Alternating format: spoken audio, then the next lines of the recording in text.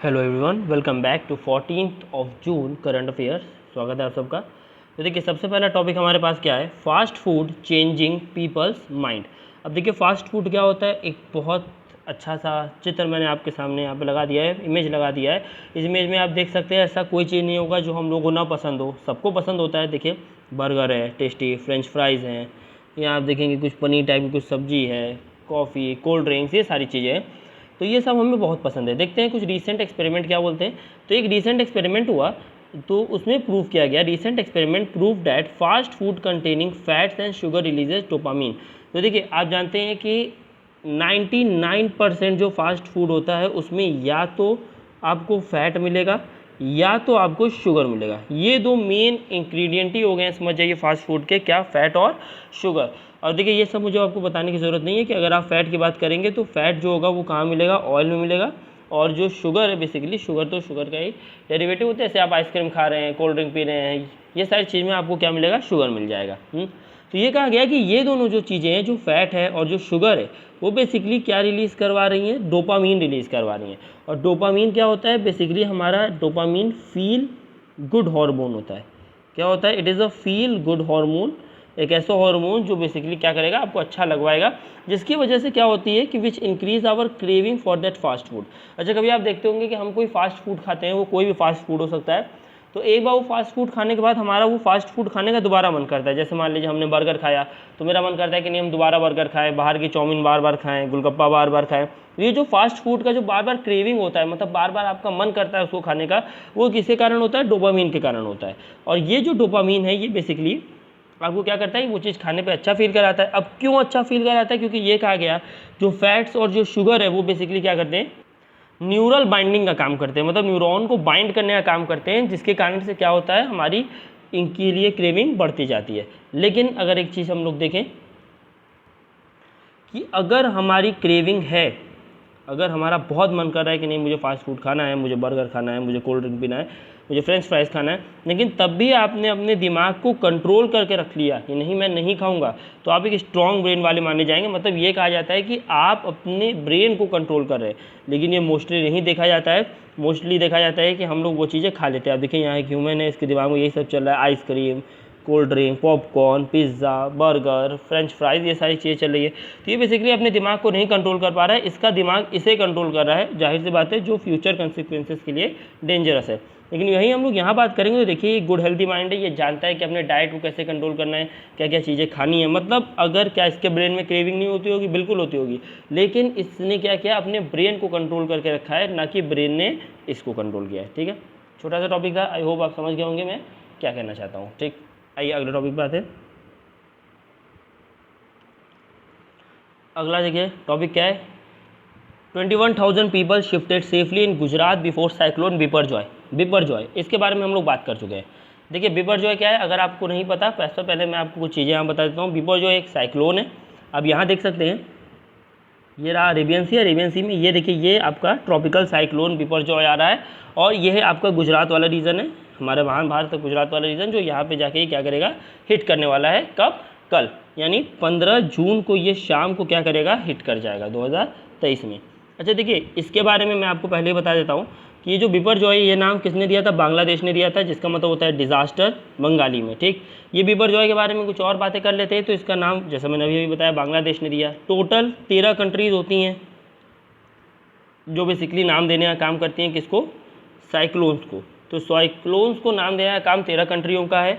और अगर हम देखेंगे इसको, हम लोग यहाँ पे वर्ल्ड मेट्रोलॉजिकल डिपार्टमेंट जो है इसको कंट्रोल करता है, क्या चीज़ें कैसे नाम देना, मतलब स्टार्टिंग क्या था कि नाम कैसे दिया जाए। ठीक, और भी अगर आप इसके बारे में जानकारी लेना चाहते हैं कि साइक्लोन क्या होता है, ट्रॉपिकल साइक्लोन, देखिए जैसे यहाँ लिखा है एक्स्ट्रा ट्रॉपिकल साइक्लोन, ये सब क्या होता है, तो आप मेरी 12 जून की वीडियो मैं आपको रिकमेंड करना चाहूँगा, जिसमें मैंने साइक्लोन बिपरजॉय के बारे में बहुत ही अच्छे से बात किया हुआ है। फिलहाल के लिए न्यूज़ खाली इतनी है, क्योंकि देखिए जान ज़्यादा कीमती है। तो यहाँ पे 21,000 लोगों को इवैक्यूएट कर लिए हैं, शिफ्ट हो चुके हैं वो सेफली गुजरात में, इससे पहले साइक्लोन जाके यहाँ हिट करे। ठीक, आइए अगले टॉपिक को देखते हैं।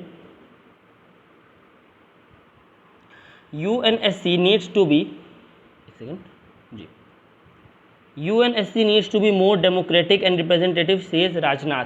तो देखेंगे हमारे डिफेंस मिनिस्टर हैं, ये कौन, राजनाथ सिंह, तो राजनाथ सिंह ने कहा कि यूएनएससी यानी कि यूनाइटेड नेशन सिक्योरिटी काउंसिल को और ज़्यादा डेमोक्रेटिक और रिप्रेजेंटेटिव होना पड़ेगा। देखिए जाहिर सी बात है, इसके बारे में आपने कभी ना कभी सुनी होगी, एक पीस कीपिंग टाइप की बॉडी है।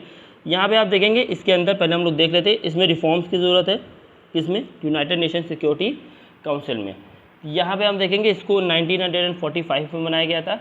एक और बॉडी बनी थी, यूनाइटेड नेशन जनरल असेंबली भी यहाँ पे बन के आई थी, ठीक, लेकिन उसके बारे में हम लोग कभी और बात करेंगे। तो यहाँ पे ये कहा गया कि इसको और ज़्यादा क्या होना पड़ेगा, डेमोक्रेटिक होने की ज़रूरत है और इंडिया को एक परमानेंट मेंबरशिप मिलनी चाहिए। अब थोड़ा सा मैं आपको एक चीज़ दिखाता हूँ, एक पॉइंट यहाँ लिखा हुआ है, it is a 15 member council with 10 non permanent and 5 permanent member. मतलब इसके अंदर देखेंगे तो ये टोटल कितने मेंबर है, 15, जिसमें से 10 नॉन परमानेंट है जो बेसिकली 2 ईयर्स के टर्म पे इलेक्ट होते हैं, और जो आपके 5 है वो कौन है, परमानेंट मेंबर्स है। आइए हम अपने 10 नॉन परमानेंट और 5 परमानेंट मेंबर को देख लेते हैं।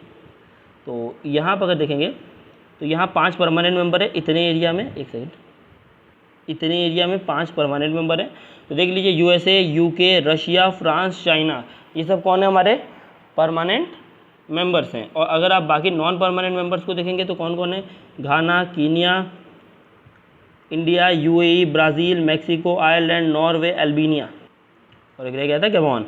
तो Gabon, Ghana, Kenya, India, UAE, Brazil, Mexico, Ireland, Norway, Albania, ये सारी चीज़ें यहाँ पे देखी गई।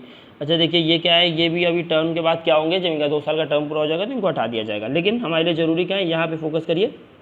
जब हमने यहाँ पे फोकस किया तो हमें ये पता चला कि India is a non permanent member, और इंडिया कब से डिमांड कर रहा है कि हमें भी एक परमानेंट मेंबरशिप में सीट मिलनी चाहिए। हम largest coming economy, most populous country है, यहाँ हमारे यहाँ पॉपुलेशन बहुत ज़्यादा है और हम इकॉनमी में और बाकी सारे फील्ड में बहुत अच्छा यहाँ दिखा रहे हैं। तो हम यहाँ इंडिया मांग करता है कि भाई उसे भी एक परमानेंट मेंबर बनाया जाए। यहीं देखेंगे कि परमानेंट मेंबर के पास कुछ एडिशनल पावर होती है। बिल्कुल, परमानेंट मेंबर के पास क्या होती है, वीटो पावर होती है, और वीटो पावर काफ़ी खतरनाक पावर होती है। क्यों, क्योंकि अगर मान लीजिए ये एक सेकेंड अगर मान लीजिए कि जो ये नॉन परमानेंट मेंबर हैं, तो आपके जो 10 नॉन परमानेंट मेंबर जो हैं, अगर ये कोई रिजोल्यूशन पास करने की कोशिश करेंगे, कोई चीज़ें एक्ट पास करने की कोशिश करेंगे, तो ये इसमें से जो 5 परमानेंट मेंबर है, ये 5 परमानेंट मेंबर अपने वीटो का यूज़ करके उसको, उस रिजोल्यूशन को क्या हो सकता है, तुरंत रोक सकते हैं। ऐसा चाइना बहुत बार कर चुका है, कभी कभी यूएसए भी करता है, बाकी भी कंट्रीज़ करती हैं। ये अपने पॉलिटिकल फ़ायदे के लिए ऐसा अपने वीटो पावर का यूज़ करते हैं। खैर एक चीज़ और देख लेते हैं, इंपॉर्टेंट यहाँ पे क्या था, ये इलेक्ट करते हैं इंटरनेशनल कोर्ट ऑफ जस्टिस, ये यानी यूएनएससी यानी यूनाइटेड नेशन सिक्योरिटी काउंसिल और यूनाइटेड नेशन जनरल असेंबली मिल के किसको इलेक्ट करते हैं, इंटरनेशनल कोर्ट ऑफ जस्टिस को इलेक्ट करते हैं। मतलब इंटरनेशनल कोर्ट के जजेस को इलेक्ट करने का काम इन दोनों का है। आई होप समझ गए होंगे, छोटे छोटे टॉपिक्स हैं। आइए अगले टॉपिक बात करें। देखिए टॉपिक क्या है, इंडिया यूएस है, पहले बता दे रहा हूँ, India US to diversify semiconductor supply chain. थोड़ा सा स्पेलिंग एरर होगी, पीडीएफ में आपको स्पेलिंग सही करके मिलेगी। तो इंडिया है और इंडिया के साथ याद है India US to diversify semiconductor supply chain, ठीक है। तो यहाँ पे हमने देखा कि सेमीकंडक्टर क्या होता है, पहले ये जान लेते हैं। तो सबसे पहले देखिए 3 चीज़ें होती है, एक होता है आपका कंडक्टर, एक होता है आपका इंसुलेटर, मैं सबके बारे में बहुत डिटेल में बताऊँगा, एक बार सुन लीजिए, एक होता है आपका सेमी कंडक्टर। तो आप जानते हैं कंडक्टर क्या होता है भाई, यहाँ एक पॉइंट से दूसरा पॉइंट है, यहाँ से बिजली पास की यहाँ तक, तो मान लीजिए करंट एकदम आराम से फ्लो कर गया। इंसुलेटर क्या होता है, ये कागज़ है, मान लीजिए ये कॉपर था तो ये मान लीजिए कॉपर है तो आराम से हो गया, ये कागज़ या करंट देंगे यहाँ कुछ नहीं महसूस होगा। सेमीकंडक्टर क्या होता है, ऐसी चीज़ें जिसमें आप अपनी करंट को क्या कर सकते हैं, कंट्रोल कर सकते हैं, क्या कर सकते हैं, कंट्रोल कर सकते हैं। अब देखिए सॉरी,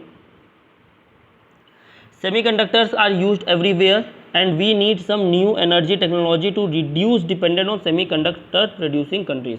क्योंकि देखिए कुछ हमारे पास मुट्ठी भर कंट्रीज़ हैं जो क्या कर रही है, सेमीकंडक्टर बना रही है, तो उसके डिपेंडेंस को कम करने के लिए, क्योंकि देखिए सेमीकंडक्टर का इस्तेमाल हर जगह होता है।